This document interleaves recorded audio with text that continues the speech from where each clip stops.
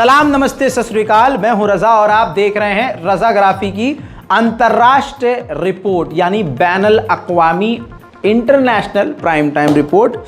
पिछली रिपोर्ट में मैंने लोगों से पूछा था, अपने नाजरीन से मैंने पूछा था। नाजरीन या ज़्यादा उर्दू आता है, लोग सोचते हैं रजा भाई का नाजरीन से चक्कर चल रहा है। नाजरीन मतलब देखने वालों से मेरा ये सवाल था कि ये जो इतना लंबा वीडियो आप देख के थोड़ा बौखलाए जाते हैं कि अरे 14 मिनट की वीडियो पे क्लिक करें ना करें, ये मैं कम कर दूं, 2 मिनट की, 3 मिनट की कर दूं, 4 मिनट की कर दूं, जितना आप कहेंगे मैं उतना कर सकता हूं। तो बहुत सारे देखने वाले लोगों ने हमसे कहा कि नहीं भाई, आप पूरा लंबा वीडियो जितनी खबर होती है आप सब कवर कीजिए। तो बहुत बहुत शुक्रिया। ज़्यादातर हमारे देखने वाले यही चाहते हैं कि हम एक ही रिपोर्ट के अंदर सारी बड़ी बड़ी खबरें दें। उनको वक्त से फ़र्क नहीं पड़ता कि कितनी लंबी वीडियो है, यही मैंने कमाया है। अक्सर मैं यही कहता हूं कि 2-3 साल के अंदर जो कुछ कमाया है ये लोगों की मोहब्बत है। बहुत बहुत शुक्रिया। वक्त ज़ाया ना करते हुए फिर से रिपीट करूँगा कि अंतर्राष्ट्रीय प्राइम टाइम रिपोर्ट के अंदर मैं वो तमाम बड़ी खबरें आपको बता देता हूँ एक ही रिपोर्ट के अंदर जो आपके लिए ज़रूरी है। और फिर से एक बार बता दूं कि जो हमारे बुज़ुर्ग लोग हैं, जो अपने पोतों से कहते हैं, पोती से कह देते हैं कि बिटिया ज़रा ये रजाग्राफी लगा दो, उस पर एक बार क्लिक करके छोड़ दो, तो वो 15 मिनट में सारी दुनिया की खबर जान लेते हैं। उनको अखबार खोलने की ज़रूरत नहीं है। और आपको पता है अखबार में भी वही छपता है जो सरकार चाहती है। लिहाजा इसलिए मैं टुकड़ों में नहीं, एक ही रिपोर्ट के अंदर आपके सामने सारी दुनिया की खबर देता हूँ। पहली खबर ये है कि जहाँ तालिबान को अलग थलग फेंका गया था, वहीं चाइना ऐसा लग रहा है कि तालिबान को मान्यता दे देगा। सबसे बड़ी खबर और भारत के लिए ज़ोरदार तमाचा है जो चाइना जड़ रहा है। दोस्तों, शी जिनपिंग से डायरेक्ट अफ़गानिस्तान के तालिबान सरकार के राजदूत खुद मिले, परिचय पत्र दिया। और साथ ही आपको बता दूं कि अब तक 42 दूसरे देशों ने शी जिनपिंग को जो है अपना परिचय पत्र दिया, उसमें तालिबान भी शामिल था। जी हाँ, तो अब तालिबान के राजदूत चीन में मौजूद हैं। अब अटकलियां ये तेज़ हो गई हैं कि अफ़गानिस्तान की तालिबान सरकार को चाइना मान्यता दे सकता है। मेरे दोस्तों, वहीं तालिबान को भारत सरकार भले ही आतंकवादी कहती हो, लेकिन आज यही मोदी सरकार चाट रही है। देख लीजिए, ध्यान से देखिए, ये काबुल से आया है वीडियो जिसमें तालिबान की सरकार ने खुद वीडियो जारी किया है। तालिबान के डिफेंस मिनिस्टर मुल्ला याकूब कई देशों के नेताओं से मिले हैं, जिसमें इंडिया, चाइना, ईरान, पाकिस्तान, तुर्की, Kazakhstan, Uzbekistan, Indonesia, Kyrgyzstan, Turkmenistan के राजदूत मौजूद थे। कई जगह आपको बता दूं कि ये वीडियो छुपा दी गई है अंतर्राष्ट्रीय मीडिया प्लेटफॉर्म पर, और नेशनल मीडिया रिपोर्ट्स में कोई भी गोदी मीडिया का एंकर और कोई भी हिंदी अखबार आपको ये नहीं बताएगा। क्योंकि कौन बताए कि अब्बा ने हमारा जिसको थूका था उसी को चाट लिया है। भाजपा के लिए खड़े हो गए जोरदार तालियां।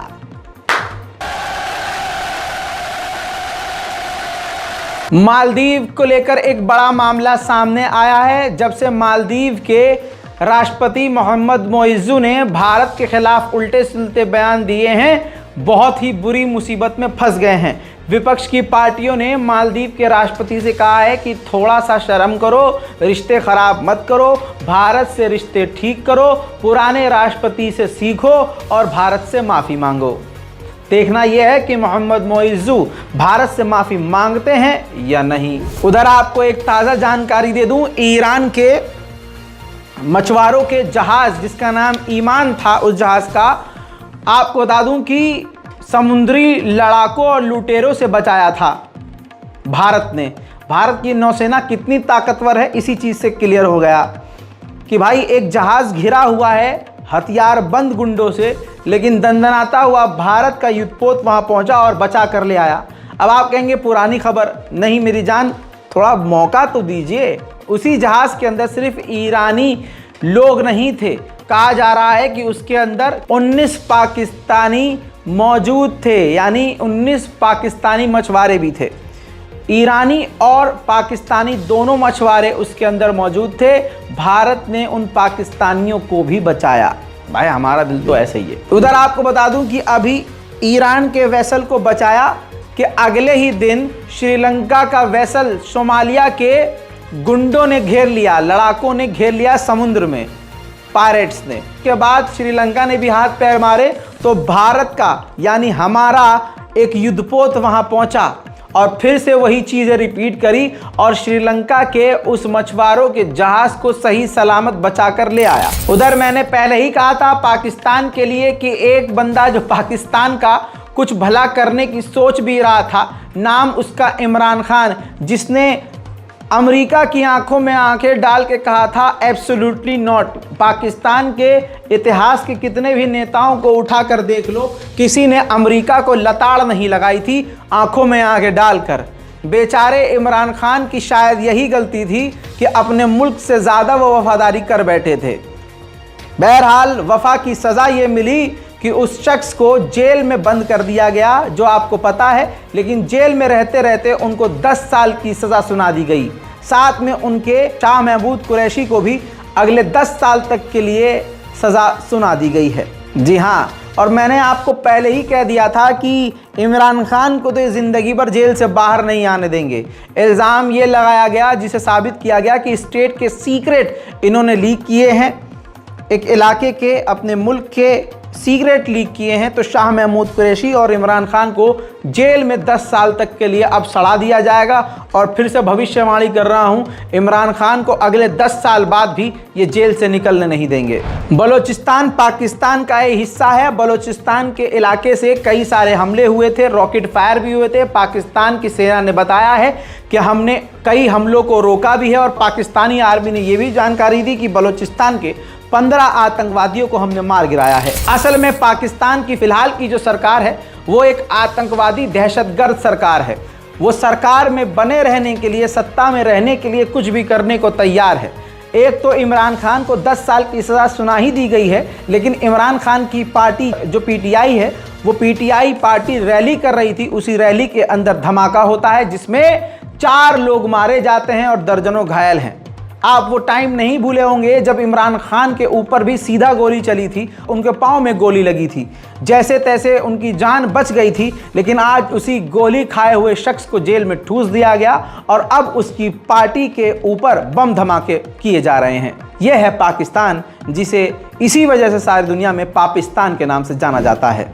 वहीं पाकिस्तान की सरकार ने फैसला लिया है कि वो पाकिस्तान की करेंसी के नोट को मजबूत करेगा और नए नोट लाएगा। हालांकि नोटबंदी वो नहीं करेंगे, भारत के मोदी सरकार के नक्शे कदम पर नहीं चलेंगे, नोटबंदी नहीं करेंगे, नए नोट लागू करेंगे, क्योंकि पाकिस्तान के नोट काफ़ी पुराने और कमज़ोर हो चुके हैं। वहीं अमेरिका ने बताया है कि हमने अपनी टीम बनाई और चाइना के हैकिंग सिस्टम को तबाह कर दिया।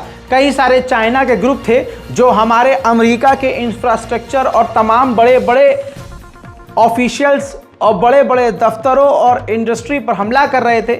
हमने उन तमाम चीनी हैकर्स ग्रुप को बर्बाद कर दिया। उधर नॉर्थ कोरिया ने फिर से सबमरीन से क्रूज मिसाइलें दागकर अमेरिका को फिर से चढ़ा दिया है। बात करें फ्रांस के किसान आंदोलन की, तो जितने भी हाईवेज हैं, किसानों ने पिछले 1 हफ्ते से सारे रास्ते बंद कर दिए हैं।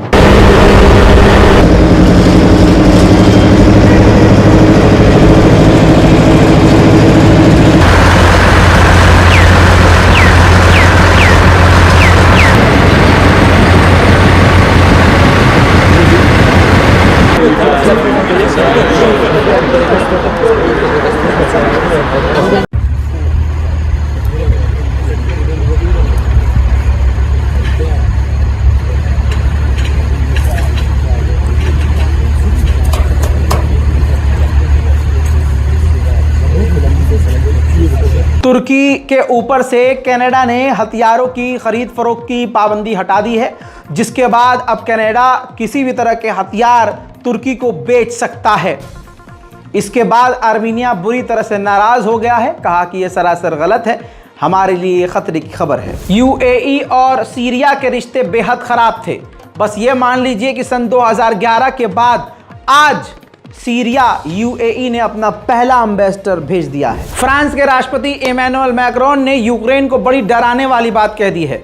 उन्होंने कहा कि वेस्ट के तमाम देशों को यूक्रेन की मदद करने के लिए तैयार रहना होगा, क्योंकि ऐसा हो सकता है कि अमेरिका यूक्रेन की मदद करना बंद कर दे क्योंकि डोनाल्ड ट्रंप जीत सकता है, और अगर डोनाल्ड ट्रंप जीता तो यूक्रेन को देना मदद बंद कर सकता है। वहीं रूस के विदेश मंत्री सर्गेई लावरोव ने सामने आकर कहा कि ये जो खबरें उड़ाई जा रही हैं कि रशिया नेटो पर हमला कर सकता है, ये सरासर गलत है। हम तो ये चाहते हैं कि हम दोबारा से शांति ला सकें और जस्टिस हासिल कर सकें, न्याय हासिल कर सकें।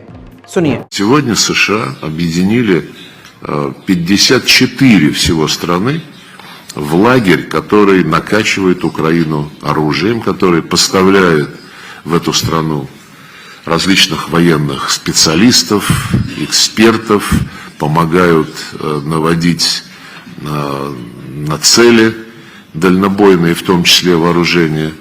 И все это делается только для того, чтобы Россия не победила. Они же прямо говорят, если Россия победит и отстоит свои интересы в этой войне, то следующими будут Прибалтика, Швеция, Финляндия, не кто-нибудь, президент США Джо Байден। कहा जा रहा है कि कुवैत ने यूक्रेन को इनडायरेक्ट मदद पहुंचाई है। कैसे, मैं आपको बताता हूं। कुवैत ने अपने 100 टैंक क्रोएशिया देश को दे दिए हैं। कहा जा रहा है कि क्रोएशिया उसको रिपेयर करेगा, टेस्ट करेगा, चलाएगा, ग्रीस लगा के, तेल वेल लगा के चेक करेगा, फिर उसके बाद वो सारे टैंक कुवैत न जाकर सीधा यूक्रेन जाएंगे। मॉस्को के एयर डिफेंस सिस्टम फेल हो रहे हैं। यूक्रेन के ड्रोन हमले के बाद एक बिल्डिंग में आग लग गई।